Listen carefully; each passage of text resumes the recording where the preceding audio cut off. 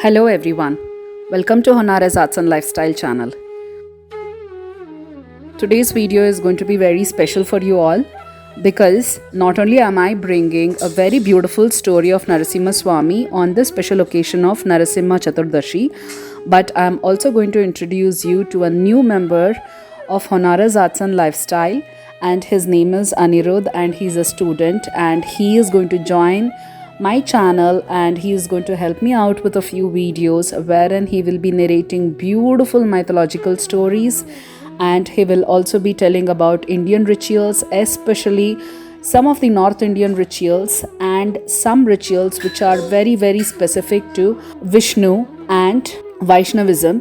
And not just that, he is also going to answer some of your questions. So from now on, if there are any questions related to mythology or the rituals or Indian customs, you can start posting it as a comment in my channel, and my dear friend Anirudh will start answering all of your questions. And not just that, he will also be sharing lots and lots of rituals related to specific pujas and mantras and the meaning of these mantras and all that. So please do listen to this story till the end, and do not forget to leave a comment on how did you like his narration and how did you like this video. This is very important for my dear friend to understand if there are any improvements that needs to be made and what is that you all are expecting from him. So now, without wasting much time, let me go ahead and introduce you to my dear friend Anirudh, who is going to take over from here and start with the narration for you all for this beautiful Narasimha Swami story. Hello everyone, welcome back to Honara's Arts and Lifestyle. I'm Anirudh, and today I'm here to tell you a beautiful story of Narasimha Leela on the occasion of Narasimha Chaturdashi, which marks the appearance day of Lord Narasimha. Today we will sing the glories of Lord Narasimha and listen to the beautiful story. So let's start with the Narasimha Gayatri Mantra.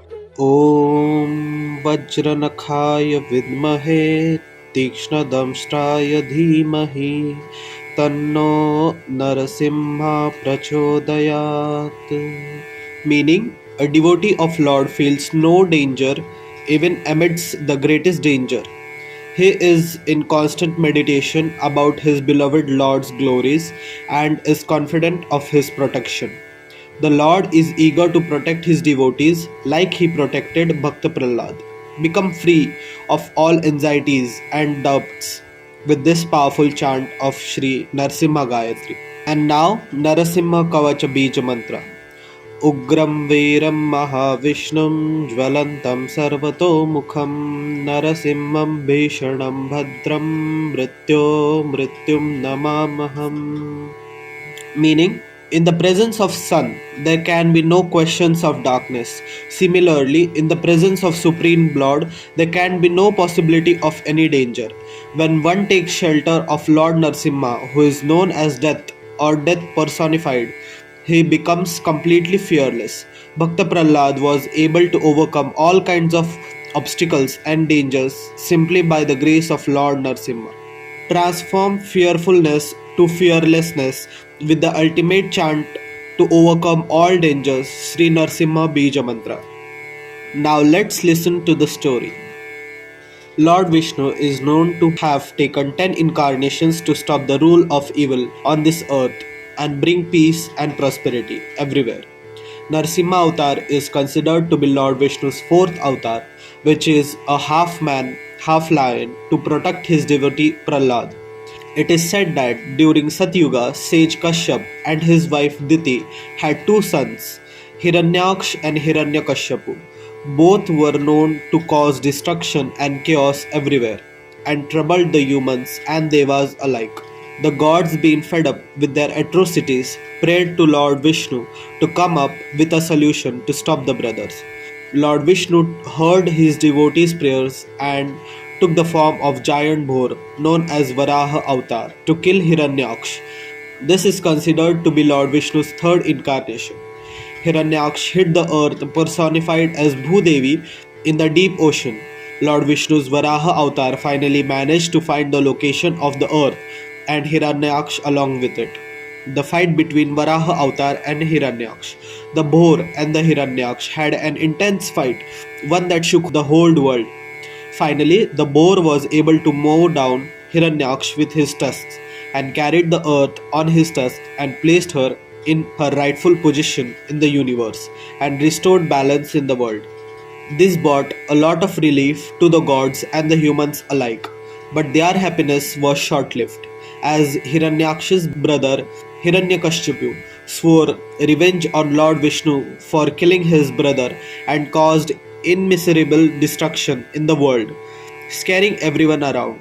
He led his army of asuras to destroy everything good in the world, but met with the might of the Devas. He came to know that the Devas were being helped by Vishnu, and he promised to be the reason for end of the Lord Vishnu. He decided to go deep into jungles and pray to Lord Brahma for the boon of immortality. He soon forgot about all his worldly desires and senses and was lost in the meditation. Lord Indra destroyed Hiranyakashipu's army meanwhile. Lord Indra realized that the Asuras were not being led by Hiranyakashipu. He thought that this was the perfect opportunity to attack the Asuras as they were without the leader, and it would be easier to win the war between the Devas and Asuras. So he attacked the Asuras with full force and, as expected, was able to kill most of them and win the war. He destroyed the whole Hiranyakashipu's capital city in the process and decided to march on to his palace. Over there, he found Hiranyakashipu's wife Kayadu. He thought of taking her as a prisoner and used her as a hostage if Hiranyakashipu ever decided to retaliate. Right at that moment, Narad Muni arrived and stopped Lord Indra from doing so. He angrily asked Indra why he was forcibly taking the woman as a prisoner. Indra told him that he was going to use her as a hostage just in case Hiranyakashipu decided to attack him again. Hearing this, Narad Muni asked him to release the woman right at that very instance, and she had no role to play in the war between the Asuras and the Devas. She was just an innocent and helpless woman. Indra had no other option but to let her go. After he released her, Narad asked her if she was okay, and she told him that she was a bit shaken and shocked, but otherwise she was fine. She also told him that she was pregnant and she wanted to stay with Narad and serve him just like his daughter, as she had no other place to go. Narada accepted to this, and Kayadu started living in Narad's hut. Narada used to tell her stories about Lord Vishnu, and she developed a sense of attachment for Lord Vishnu after listening to his stories. Her unborn baby also used to listen to these stories, and he would go on to become one of the biggest devotees of Lord Vishnu. Meanwhile, Hiranyakashipu's penance was so intense and powerful that the Devas could feel it in the heaven. Finally, they weren't able to bear the heat anymore and went to Lord Brahma and requested him to heed to the prayers of Hiranyakashipu. Brahma was really pleased with Hiranyakashipu's devotion and granted him any boon that he wished for. Hiranyakashipu told him that he wanted to be immortal. Brahma told him that such a wish wasn't possible as it would distort the order of the balance of life. So, after a lot of thinking, Hiranyakashipu finally came up with a plan. He asked Lord Brahma to grant him a boon that allowed no man, god, or animal created by Brahma to kill him.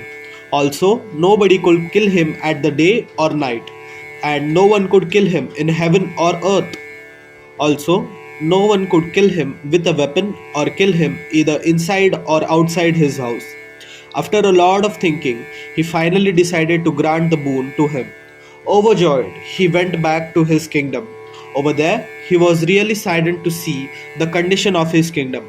He decided to take a revenge on Indra for being the cause of all this. He fought with the Devas all alone and defeated them and banished them from Devaloka. Then he became the ruler of the heavens. He found his wife and son on earth and brought them back to his kingdom. Unlike the evil and vile Hiranyakashipu, Prahlad, his son, was a big devotee of Lord Vishnu and prayed to him all the time. Once, while talking to Prahlad, Hiranyakashipu was surprised to hear him sing the praise of Lord Vishnu. Furious, he punished Prahlad's teacher and asked him to keep an eye on him. With time, Hiranyakashipu got more and more furious at Prahlad for praying to Lord Vishnu. Finally, he could not take it anymore and asked his guard to kill Prahlad. The guards reluctantly agreed to kill him, but with each blow on Prahlad, their swords crumbled into pieces and Prahlad remained unharmed. Hiranyakashipu asked some poisonous snakes to bite Prahlad, but he still remained unharmed. He then let loose mad elephants at him, but the elephants did not attack him at all. He decided to call his sister Holika and asked her to make him sit on her lap and burn him to death. He thought that this plan would work at least, but it was Holika who was immune to fire who burned down to ashes. Now Hiranyakashipu was stumped. He was out of idea and his anger had reached its peak. He dragged Prahlad and asked him if Lord Vishnu was present in the room with them. Prahlad told him that Lord was everywhere. In frustration, Hiranyakashipu mocked Prahlad and asked him if his Lord was present in the pillar next to them. Prahlad told him that he was there. In rage, Hiranyakashipu kicked the pillar, and out came a furious being who was half man and half lion.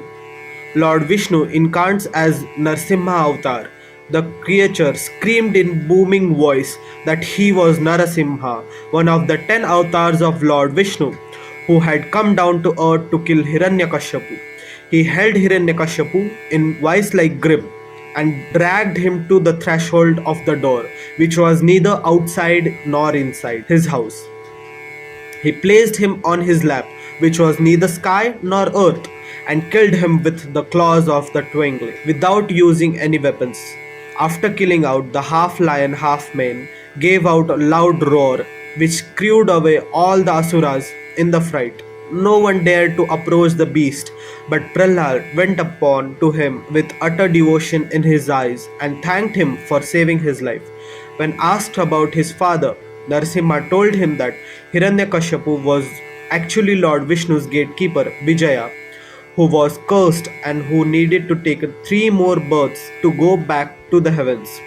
Prahlad was made the king of his father's kingdom, and he ruled with utmost honesty and goodwill, which also changed the way of the asuras.